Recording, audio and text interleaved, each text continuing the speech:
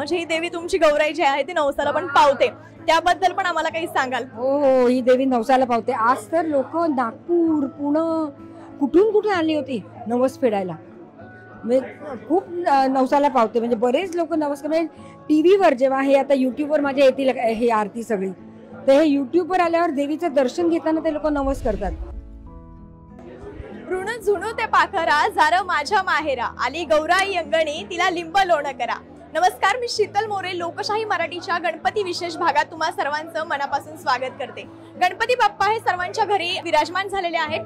चार दिवस झालेत आता गणपती बाप्पा येऊन, आणि त्यांच्या पाठोपाठच आपल्याला उत्सुकता लागते ती गौराईची. आणि गौराईंचं काल आगमन झालेलं आहे. आज गौरी पूजन आहे. याच निमित्तानं आपण आलेलो आहोत प्रसिद्ध सिने अभिनेत्री स्मिता जयकर यांच्या घरी. नमस्कार मॅम, तुमचं स्वागत आहे लोकशाही मराठीमध्ये. मॅम, तुमच्या घरची गौराई हिची एक वेगळी परंपरा आहे. 175 वर्षांपासून जवळपास ती तुमच्या घरी आगमन होतं तिचं. त्याबद्दल, त्या परंपरेबद्दल तुम्ही काय सांगाल आम्हाला? आता माझ्या लग्नाला 47 वर्ष झाली. तेव्हापासून तरी हे चालू आहे आणि हे मी कंटिन्यू करते, कारण मला स्वतःला खूप आवडतं.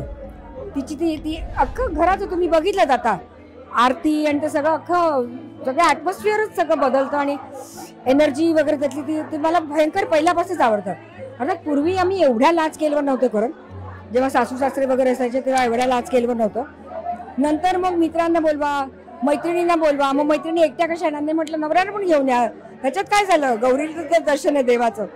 मग नवऱ्यानं घेऊन या म्हटल्यावर बायकांना जरा चला, कारण रात्री कुठे जाणार, उशीर झाला काय झाला, दागदागिने घालून कोणीतरी कंपनी. असं करत करत प्रसार एवढा वाढलाय की आता आमच्याकडे जवळजवळ 400 माणसं असतात तेवढ्या अवधीत. तेव्हा तू बघितलंसच मगापासून मला खेचते, अगं चला चला चला. ते एनिवे, तर ते आमचं चालू आहे इतके वर्ष. आणि ही परंपरा जवळजवळ 160 वर्ष आहे ऍक्च्युली. तर चालू राहील मी असेपर्यंत तरी. लग्न झाल्यावरचं पहिलं वर्ष कसं होतं गौरीचं आणि आता काय फरक काय आहे? पहिलं वर्ष साधं होतं. जसं मी म्हटलं की एवढी माणसं नव्हती, कमी होती, लोक कमी असायची. कारण बायकांच्यात त्याच्या बाजूच्या बायकांना बोलवा, नेबर्सना बोलवा, आपल्या जवळच्या नातेवाईकांना बोलवा, तितकंच होतं ते. आणि हे एवढं मोठं होईल याची कल्पनाच नाही, कारण तेव्हा सासू सासरे जॉईंट फॅमिली होती. तर त्यांच्या पद्धतीने जसं होत होतं घरात तसंच चालत राहिलं. तुमच्या गौराईचे दागिने आम्ही पाहिले, ते दागिने तर म्हणजे पारंपरिक आहेत, पण तुमचे दागिने सुद्धा काहीतरी वेगळे वाटतात. नथ आणि शिवाय तुमची टिकली जी आहे कदाचित सोन्याची आहे ती, त्याबद्दल आम्हाला काय सांगा? टिकली काय, ही काय मला आवडते म्हणून ती टिकली, असं काय त्याचं काय हे महत्व नाही. ही ह्याला म्हणतात सरी. ही सरी आमची लग्नात देतात खरी. आणि लग्नात ही सरी म्हणजे आमच्या सगळ्यांकडे आहे ही सरी. ती म्हणजे आमची फॅमिलीचं ट्रेडिशन आहे बेसिकली. माझ्या सुनांना पण मी केली, तर ही आहे म्हणजे आमची फॅमिलीचं ट्रेडिशन असं आहे ही सरीचं. ही माझी सरी आहे, ती माझ्या सासूच्या सासूची आहे आणि ते प्युअर सोनं आहे. ते मी घालते तेव्हा ते असं वागतं, त्याच्यात भेसळ नाही आहे काही सुद्धा, आणि जॉईंट पण नाही आहे काही पण. आणि नथ पण, म्हणजे आता एवढ्या मोठ्या नथी सहसा कोणी घालतो, म्हणजे ती एक परंपराच आहे आपली, पण सहसा कोणी फॅशनच्या दुनियेत ते घालत नाही. पण तुम्ही ती नथ घातलेली दिसते, दरवर्षी दिसते ती तुमच्या नागात. तर नथीबद्दल तुम्हाला आवड आहे, तो नथीच्या बद्दल? नाही, ही माझ्या सासूच्या आईची. म्हणजे हा माझे सगळे जे दागिने आहेत ते सगळे खूपच जुने असे दागिने आहेत. तर ही नथ एवढी जुनी आहे. तर मला हे सगळे लोक सांगतात की तू तिला पॉलिश करून घे किंवा ते तराशून घे, आणखीन चकाकेल. म्हटलं मला नको चकाकायला वगैरे, ही आहे तशीच घालणार मी.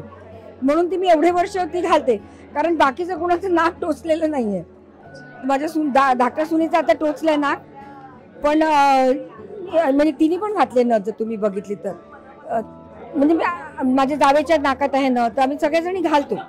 आणि हा एक दिवस आहे ज्या दिवशी आम्हाला गौरीसारखंच तयार व्हायला मिळतं. आणि गौरीच्या दागिन्यांबद्दल काय सांगाल? ते पण तेवढ्याच वर्षांपूर्वीच्या पासून आलेले आहेत की नवीन काही केलंय? दरवर्षी तुम्ही ठरवता काही करायचं किंवा कोणी आणतं का काही गौरीसाठी दागिने? गौरीची अशी पारंपरिक नाही, तिची पण सरी आहे, ती आज आम्ही घातली नाहीये तिला.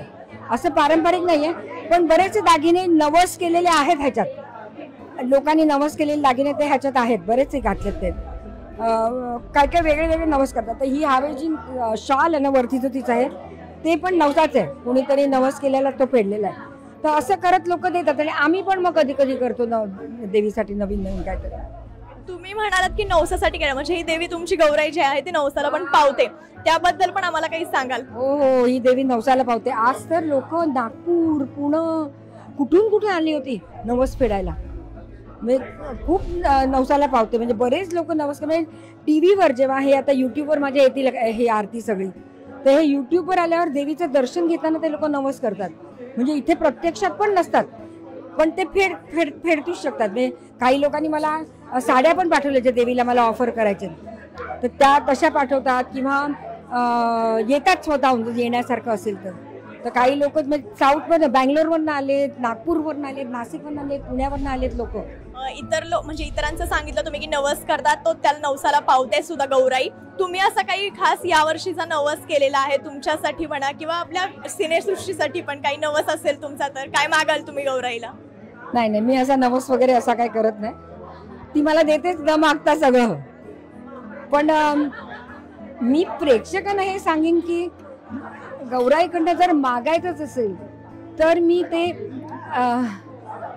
प्रेम मागेन, जे आपल्या सर्वांमध्ये असायला हवं आणि ते आपण सगळ्यांना शेअर करावं.